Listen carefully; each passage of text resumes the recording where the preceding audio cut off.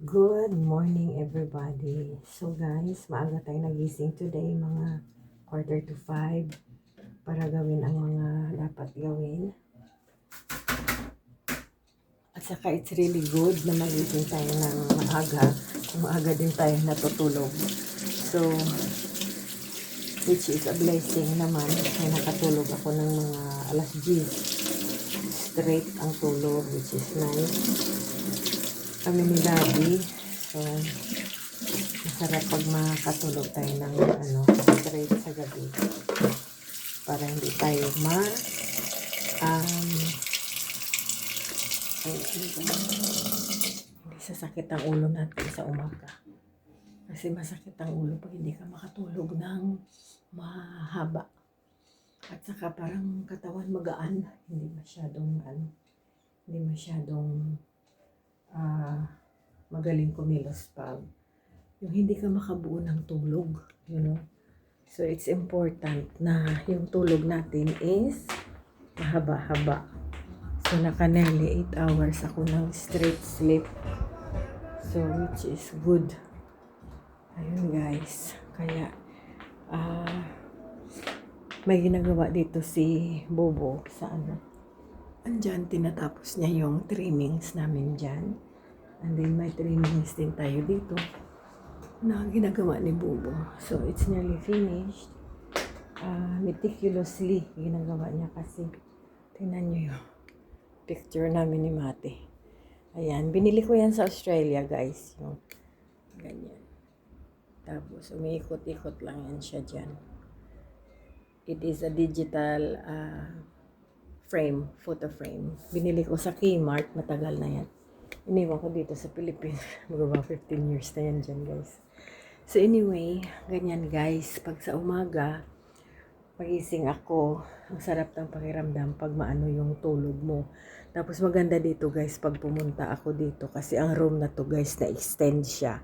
So it's really good na parang medyo malayo-layo yung makikita mo. Kasi nandyan lang yung wall, parang nakaka dito sa mukha. So I feel good na getting up. At saka si Daddy, ganun din yung sabi niya. Maganda kasi nasanay kami sa bahay sa Australia na pag lumabas kami sa sa salas namin, medyo malawak. Dito lang yung maliit. Pero okay na lang namin yung sistema na gano'n kasi dito lang naman sa baba. Yung sa taas naman medyo malawak naman siya. So, yeah. Ang project na lang namin na next is to build a garage for the cars. May 60 square meters pa kami na naiwan sa tabi sa one side ng bahay. So, gagawin namin yan ng garahe at saka maybe upstairs, 2 bedroom or something like that. So, very soon, gagawin namin yan. Kaya yung araw natin today is very refreshing kasi nakatulog tayo ng mahimbing. At saka syempre, ginagawa ko yung bahay every morning. Malinis siya guys. At saka wala akong yard, which is easy for me. Wala akong yard, wala akong animals, you know. So, it's easy to clean the house. It's quicker at saka it's cheaper to run. Kung tutuusin, halos wala kaming gasto ni Daddy pag dalawa lang kami. Talaga ang budget namin is very, very, very small talaga. Siguro parang Filipino budget na guys. Kaya lang kumukuha kami ng staff, you know, tulong na rin sa kanila. Kailangan sila namin minsan, hindi all the time, pero hindi mo naman ma-hire minsan. So, i-hire mo na lang completely for the whole duration of time. Tapos, syempre, babayaran mo rin. At saka kumuha na rin kami ng staff sa farm. So, hindi rin ma-hire mo minsan-minsan lang, you know. So, yun. Kaya, medyo dyan pumunta yung mga budget natin. Pero, pag kaming dalawa lang ni Daddy, halos wala talaga kaming gastos, guys. So, I'm trying to control the budgeting as well. Para hindi masyadong malaki as we go along. Kasi nakagastos na nga ako. Na-build na yung farm. So, ganyan. So, sa umaga, it's time to think, it's time to clean the house. Pag malinis yung bahay, makapag-isip ka ng mabuti. Tapos, I can take my time during the day, pag malinis na siya. Yun na lang, ikot-ikot na lang ako guys. Tapos, anong gagawin ko. So, that is our morning this morning. And, una-una talaga, maglinis talaga ako ng bahay. Pray, tapos maglinis ako ng bahay. para na ma-inhale ko yung bango ng bahay ko, di ba? Hindi bango ng yung ihi ng aso, kasi wala kaming aso. Wala kaming pusa. So, instead na spend ko yung time ko sa mga bagay na ganyan, yeah, I just leave those things sa Pero sa Australia, may mga aso kami guys, walang pusa. Tapos yung mga aso namin sa Australia, well trained sila na pag pumunta sila sa loob ng bahay, on that time lang kasi hindi naman namin maiwanan sa loob ng bahay kasi nagtatrabaho naman kami. So they go to their little house sa labas ng bahay.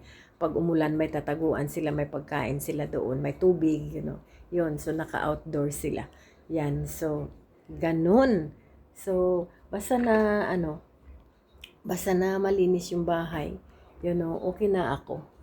'Di ba? Pag hanggat na na yung time na sa hapon, sa lunch time, hindi na ako mag-worry ng kung ano-ano pa. Kasi, syempre, ready na yung house.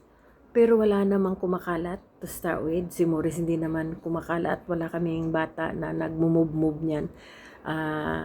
About nearly a month ago, may 2 bata na sa kaibigan ko, pero hindi naman sila ganun ka naughty. So, ayan. Ng lang, proper kids attitude lang. So, ayan. Ganyan tayo. We will enjoy this day. Enjoy your day today. Mas maganda talaga pag pag sa bahay ka lang, na ganun. Ako nagtatrabaho ako noon, guys, I have to clean the house before I go to work. Hindi ko talaga siya maiwanan na hindi ko siya gagawin, guys. Parang hindi ako mapakali sa trabaho pag pag yung bahay namin hindi Kasi bahay investment mo yan tapos hindi mo siya alagaan. Especially doon sa Australia, guys, pag sinabi na bahay investment, pera talaga yun. Dito sa Philippines, hindi ko lang alam. Kasi ang attitude ko, dinala ko dito. So, hindi ko lang alam kung paano ang mga tao mag-treat ng bahay nila. Siguro sa sa other places like, I don't know. Pero sa akin, pag bahay is bahay, you have to look after it. Ganon yung philosophy ko. Pag ibinta mo yan, syempre, titingnan din ng tao na hindi ko na to gagawin, hindi ko na to ayos na, diba? I don't know. So, basta doon sa Australia, pag sinabi na investment na bahay mo is your pera mo yan. Pera mo talaga yan, makukuha mo talaga pag bininta mo yung bahay mo. At saka pag nasa good area ka, ay mabibinta talaga, magugulat ka lang, dami mo ng pera. Yun. So anyway, look after your house and look after yourself and enjoy your work today. And ako'y mag-continue na ng shop ko. Magbukas na ako ng Angel Wings store very soon. Good morning, everybody. Sana enjoy nyo ang day nyo. God bless everyone.